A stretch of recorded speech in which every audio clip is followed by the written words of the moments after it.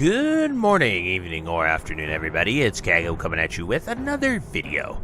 So today, I wanted to take the time to tell you the best items that you can stockpile for right now and be prepared for when Phase 6 comes out to either make a ton of gold or just simply have the items ready to go for yourself, because AQ, when it comes out, it kind of is like that breaking point where the game changes drastically. It's when they got a lot of quality of life updates. Originally in vanilla, it's where they sort of reworked a ton of items in the game, and it clearly shows because a lot of them become new items now in classic sort of 2019, as well as here in any seasonal server that we do. But before we get into the video, be sure to like, comment, and subscribe. Everything you guys do helps my channel grow, helps me get discovered, and helps me help as many people as possible, which is the entire point of my channel. So without further ado, let's get into the video. So the biggest, most important item that I think any strength user is definitely aware of, and they honestly could have put this in from the beginning if you ask me, but they held off on it, and it is going to be the smoked desert dumplings. This gives everyone 15 strength, and you get it from sandworm meat and soothing spices. The quest is not hard at all to do. You just have to have, I think, 225 cooking, but you might have to have 275. I'm not entirely sure on the level requirement for it to make it, but you can in fact farm a ton of sandworm meat, and so that makes it a very good thing to go out and farm right now, because the moment it's actually out there, it's going to start getting price manipulated by goblins if it hasn't already, because we have the date and just 5 days should be live. I'm not sure if they're giving us everything with the pre-quest, but we'll have to see with that. In order to farm sandworm meat, you can come here to the Cenarian Hold, and you can go pretty much anywhere in the Sylphus Desert, and you just fight the sandworms. They're pretty big. Any of them will do. You can fight the little ones, you can fight the bigger ones, but they're level 55 to 60, so obviously if you're not, make sure you're max level to farm it. But if you are leveling an alt, it could be a good way to farm some materials as well as level up an alt. It won't be the best XP, but you can make some money while you are doing it. So the next part is also going to be here in Sylphus, and it is going to be the Field Duty questline. Now, the Field Duty questline allows you to then break into combat, tactical, or logistics quests, and they are actually available right now. Some of them are impossible to do because the NPCs just aren't in there, but you can do combat and logistics quests at this time currently. And so logistics quests actually require you to bring a bunch of items to the guy, and then he will give you another one. So what you can do is you can sort of start to stockpile these items, because everyone is going to need a certain amount for their big epic item that they get at the end, and we don't know if they are tweaking them or not, but regardless of that, every melee DPS is at the very least going to have to do it. Casters, it's kind of like an optional side upgrade, especially with the item level increase that we have seen here in SOD thus far. But there is a bunch of items that you will have to get, some of them being like Oil of Immolation, Flash of Big Mojo, Powerful Mojo. Horde has to get Massive Iron Axes, Alliance have to get Moonsteel Broadswords, then Rugged and Heavy Armor Kits, as well as 30 of every bandage from Rune Cloth, Heavy Mage Weave, and Heavy Silk Bandages, so like the big 3 heavy ones.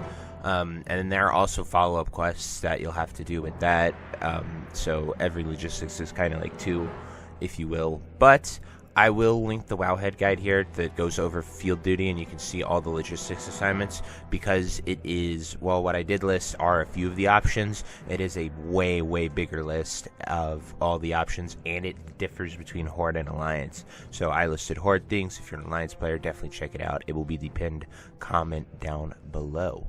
But anyway, let's talk about raiding consumes. So there are going to be 2 must-have ones that will help so very much when you're just in AQ, and is going to be Greater Nature Protection Potions and Greater Shadow Protection Potions. Now, Shadow Protections actually take quite a lot to make, because it has the step of Shadow Oil as well as the Dream Foil and Crystal Vials. So you have to go and get Shadow Oil, and that is a whole separate thing, and it takes Grave Moss and Fade Leaf, I think, to make it. It takes 4 of each of those, and so you can get into the Scarlet Monastery, do some stealth herbing runs, and reset if you're bored, and you can get some great stuff. I actually had a Phase 2 video on it, showing you how to do all that fun stuff. And then greater natures are pretty easy to make. You can simply just, well, one, you can buy these recipes, but it's just elemental earths and dreamfoil, which are selling pretty cheap. But the location to get them, greater shadows drop from dark casters here in Nax, and like the fungal vial up here, and there are a few around Strathholm. And then the greater nature protection potion drops in this cave off of the elementals here that you can go and kill to get it. That's if you want to get the recipes, but you can also just invest in the recipes and make it and rely on your products because you will pay for it. Then the next thing is going to be making the great nature res items as well as the material to get them. So while a lot of it is backed behind the quest chains that you're going to be doing here, there is quite a bit that is craftable as well, which is bound by the rep. So like a biggest example that I'm going to use here is this tailoring cloak. It is a big nature res cloak that a lot of people are going to use for Visitus, and it uses living essence, ironweb spider silk, bloodvine, and mooncloth. So I would see a leap in this in bloodvine costs, as well as a leap in living essences, because living essences are like the lifeblood of this sort of patch. It is used in so many things. It is used in enchants, it is used in gear, it is used in a ton, and usually they're pretty cheap. I'd imagine they've already gone up, but they're only going to continue to go up because everyone's going to need them and going to be well sought after. There are a variety of ways to farm them. Dire Maul is a great place to go to farm them, and you can solo the lashers and mobs that drop it pretty easily. But that is just an example. Definitely look into nature res sets. Every profession gets some recipe to make them, as well as, so you'll have cloth, leather, mail, plate, and you can definitely do a lot of research on that. I will have a full nature res guide coming out soon, but I want to wait till the PTR is up so I can get a gist of what we're going to see and what we will be given in order to make a bunch of stuff with it.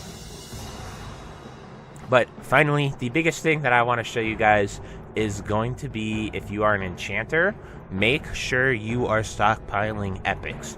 So in Classic 2019, when I did this, people thought I was crazy for suggesting this, but it actually paid off, and I have multiple videos from 2020 highlighting this fact. But all of the epics, while they do turn into large brilliant shards right now, back then they turned into Nexus crystals the moment AQ patch dropped. So I'm going to show you my bank right now just to give you an example of what I am talking about. So right here, every single piece you see is an epic from MC. It is an epic from BWL. It is just gear that we have rotted as a guild. And, you know, as you can see, we were rotting a lot of the cloth tier sets and just some useless pieces. As you see, I have like 17 pieces of tier 1 in here that is just rotting and sitting there and doing nothing. But this is an example of what I'm talking about.